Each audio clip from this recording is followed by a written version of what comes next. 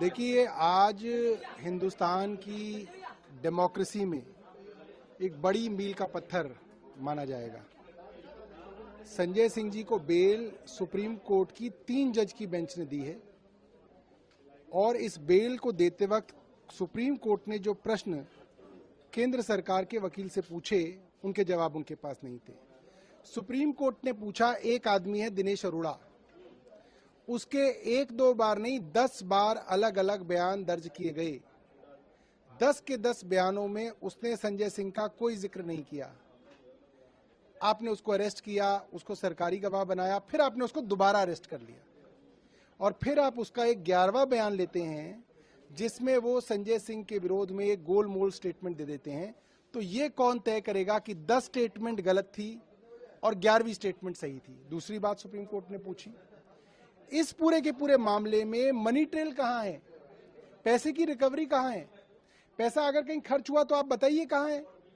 जो आपके गवाह हैं वो विश्वास योग्य नहीं है, जिसने पैसे दिए वो नहीं बोल रहा, जिसने पैसे लिए वो नहीं बोल रहा।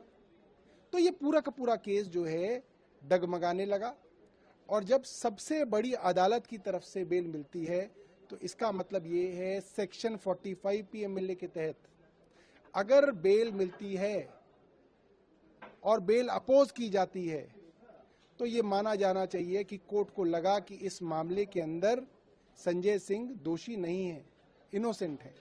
तो इसके बड़े रिपरकशन से बचने के लिए आज उनको बेल दी गई है और हम इसका स्वागत करते हैं। और भारतीय जनता पार्टी के लोग, जो उनके प्रवक्ता रोज प्रेस कॉन्फ्रेंस करके कहते थे कि देखो बेल भी नहीं मिल रही, बेल नहीं मिल रही, इसका मतलब ये है कि संजय सिंह दोषी हैं, तो आज बेल मिल गई। अब भारतीय जनता पार्टी क्या कहेगी मैं ये भी बता देता हूं। अब भारतीय जनता पार्टी कह देगी, अरे क्या हो गया, बेल मिल गई, बेल मिल गई, कोई रिहाई कोई ना हो गई।